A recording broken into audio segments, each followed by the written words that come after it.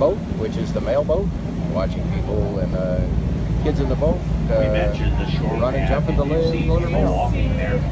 It was originally an Indian trail. It runs all the way around the 20-plus mile perimeter of the lakeshore. It's maintained to this day. Yeah, we have some issues here with Miss Kira. Must leave a minimum of 3 feet of access across their land. She's a Badger Packer fan. Can pass. If there's a fence down the lake, that's all well and good, but there's got to be a gate. So you can Miss Kira very disappointed today finding out within your rights. She thought she was going to the Packer Viking game tomorrow. Property, they can shag you out of there. Unfortunately, takes anywhere from 8 to 12 that did not happen. To walk the lake around Very the lake sad, Miss Kira. all the time, bearing in mind We're going to have to the take Miss Kira to buy her lunch at Gordy's, put the feet in the sand, have a beer or 2 or 3, 4, and we hope to meet our new star of Stage and Screen. Is going to be coming to have lunch with us, Michelle Stewie. Stewie Michelle, I keep forgetting her name. Stewie Michelle.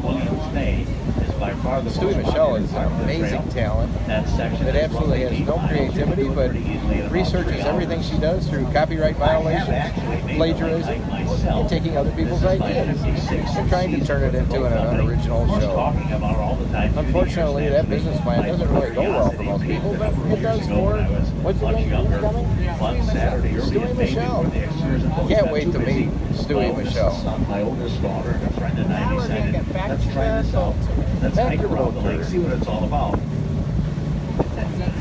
All of the shows on Lakes Libations Luxury Travel Magazine go out over the national platform, brought to you by the distillerychannel.com. On that, you can find leaders from across the United States and distilleries, breweries, and wineries that have come on and told their stories in support of the distillerychannel.com. And now we are going to watch this pristine view of Hostess. It's just beautiful.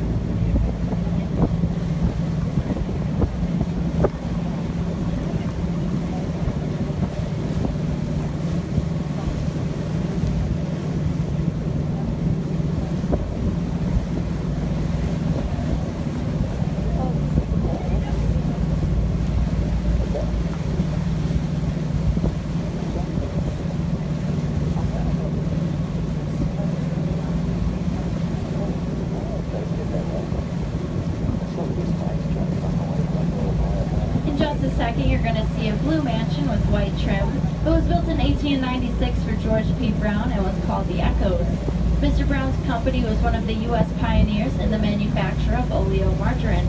His company later became known as Good Luck Margarine, and the Echoes was built here in 1896 as a good way to enjoy his fortune. In 1913, the property was sold to Amariah G. Cox and renamed Pleasant Hill. Mr. Cox was the owner of the Zeno Manufacturing Company, which produced chewing gum for a limited market. One of his customers was a struggling soap salesman named William Wrigley Jr., who was toying with the use of gum as a premium with the purchase of soap and baking powder. Mr. Wrigley soon saw the potential of selling gum without the other products and gave up the soap business. It wasn't long before the two men joined forces to create the William Wrigley Jr. Chewing Gum Company, and the rest is business history. This large blue building in the clearing is the clubhouse of the Lake Geneva Yacht Club. The yacht club was chartered in 1874 and has been on this site since 1926. The yacht club is a starting and finishing point for most of the sailboat races held on the lake. Many well-known sailors have come from the Lake Geneva Yacht Club. Most notable is Mr. Buddy Malgus. Mr. Malgus has competed for the United States in a number of Olympic Games, winning the bronze medal in the 1964 Tokyo Games and the coveted gold in the 1972 Munich Games. He won that gold medal by such a large margin that he did not even need to sail the final race to still win the gold. In May of 1992, Buddy Malgus was co-helmsman aboard the America Cubed, which defended and won the America's Cup in San Diego. Buddy Malgus is the first man in history to win a gold medal in the Olympics and go on to win the America's Cup. Buddy still sails here on Geneva Lake in the 8-boat fleet and is quite competitive despite being over 80 years of age. We're passing some more of the clubs and camps that are typical of the early days out here. Oak Shores, the Lake Geneva Club, the Chicago Club, followed by Shore Haven and Camp Civil. In the 1880s, this was the site of two very popular camping areas known in those days as Bonamy Camp and Englewood Camp. You would pass by one of the excursion steamers at that time, you might have seen hundreds of tents pitched along here. Our next delivery is going to be to the Chicago Club.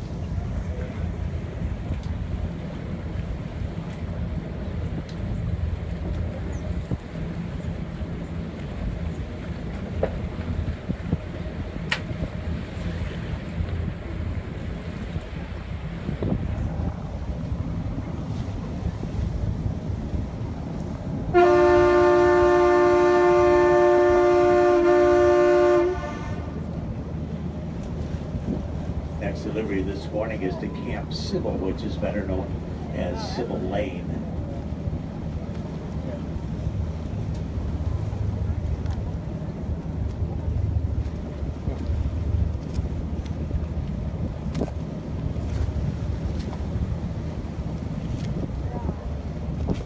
Wow, cool is this area? This is the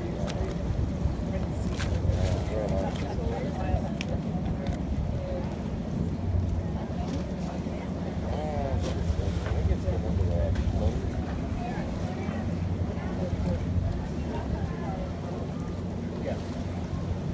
Coming up to another area shortly after this, so the homes are just beautiful.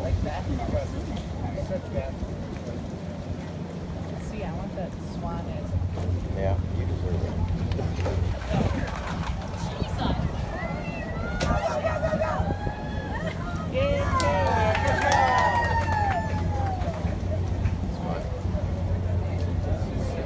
Very helpful.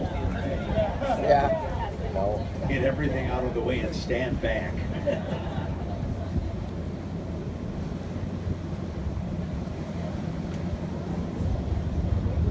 We are now approaching the site of the former Northwestern Military and Naval Academy. The academy had been on this site since 1911, when it was moved here from Highland Park, Illinois, after it was destroyed by fire. Some of them. In the fall of 1995, Northwestern merged with St. John's Military Academy in Delafield, Wisconsin to form one school, now called St. John's Northwestern Military Academy. Incredible. There was a massive stone building in the center of the field called Davidson Hall that was built in 1915. However, due to severe structural damage and development plans, it was torn down in the summer of 2000. One famous graduate of Northwestern was the actor Spencer Tracy. This is now the site of the South Shore Club, featuring 40 luxury homes built in a European village or cluster style, leaving much of the land open, especially the grand lawn and the century-old trees. The Academy and the following homes are built on the site of the former Cays Park Resort. Arthur Kay opened a very lavish resort here in 1875, and many of the millionaires who later built homes at the lake first saw the lake while staying here at Cays Park. The facilities included a racetrack, a zoo, a museum, amusement park, elegant hotel, a steamboat which met the trains at Williams Bay, and a dance hall which they say could hold 3,000 dancers. The Cays Park Dance Hall was quite the hot spot here back in the 1880s and 90s. Back at that time, the excursion steamers would come around the lake early every Saturday night, stopping at all the camps and associations along the way. They'd pick up huge droves of people and bring them here to Cays Park for the big dances held every Saturday night at the Cays Park Ballroom. They danced all of the traditional square dances of those days, the schottisches, the polkas, even some of the new modern round dances, including the waltz. Now at that time, the waltz was not considered quite decent. they only knew how to Times have changed. We have several deliveries in the Cays Park subdivision.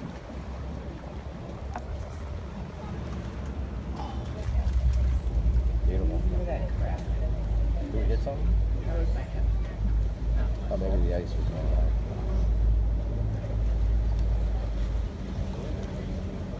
beautiful is this? A battery. You got enough battery? Get it for your neck. Any battery left? Right. I'm sorry.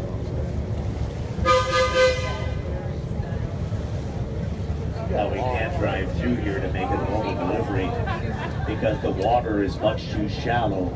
We need a minimum of 5 feet of water to accommodate the propellers and the rudders that are under the back of the boat, which means that we would have to pull in and back out several times here. We don't like to do that any more than we have to because it really stirs up the bottom of the lake when we change direction in shallow water like that. So to smooth things out a little bit, the mailboxes are up along the shore path. And the kids hop off on the first delivery with everything for the subdivision, run up along the shoreline, get a little fresh air and exercise while they distribute the mail and the papers. In the meantime, we're going to turn the boat around. We'll all get together a little bit farther down where the water is deeper. The Case Park subdivision began in the 1950s. Initially was 7 or 8 of these little single-story ranches. This little one right here, the gray one, is about the only one of the original homes remaining, because about 25 years ago a trend began. People have always wanted to buy lakefront property to build on, but there's never any vacant land available for sale. So 25 years ago the trend began where people began buying up lakefront homes and properties, whatever they were selling for, $1 million, $2 million, $3 million, and then they tear down what was there, build new ones, and that is what happened along here, and it's continuing in several other areas around the lake even today. I wish I could. None of these homes are more than 25 years old. In fact, this mustard-colored one that's kind of behind the trees there, that's brand new last year. The Victorian right beyond, that's about 25 years old. Beyond the Victorian there, the flagpole, you can see a home kind of hidden behind the trees, and that's actually the last home in the subdivision. But the neighbors also have a delivery, so we're going to pick up page down the line here, and perhaps one of the more spectacular, the newer summer homes out here. It's the summer home of the late Peter Vandervelt's family. And the Vandervelts had 4 married children and 14 grandchildren, all living within an hour's drive of the lake when they were planning their new home about 35 years ago. So they decided, if nothing else, it better be large and spacious. So when all the families come home on weekends, there's plenty of available room for everybody. You can't quite see the home right now because it's behind the willow trees here, but it's a beautiful French chateau, and you'll see it very clearly in a moment. When you do, I think you'll agree it is indeed quite spectacular, to the tune of about 18,000 square feet of living space. You know, just your basic summer cottage. The veranda features a swimming pool and a gazebo out there. And if you watch carefully, the fireplace in the great room is actually integrated into the front window. Good job, Paige. I think so.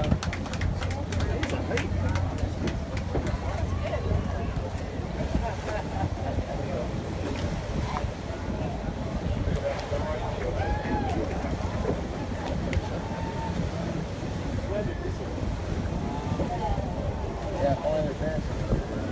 Oh, believe me, she's breathing hard. This home right next door is no slouch. This is the Majestic Lodge. Majestic Lodge was built in 1928 for the late William C. Bruno. And William C. Bruno founded the old Vallowill chicken farms. And the Vallowill farms operated back in the 30s and 40s, even in the 50s. It was considered one of the largest processors of fresh poultry in the Midwest.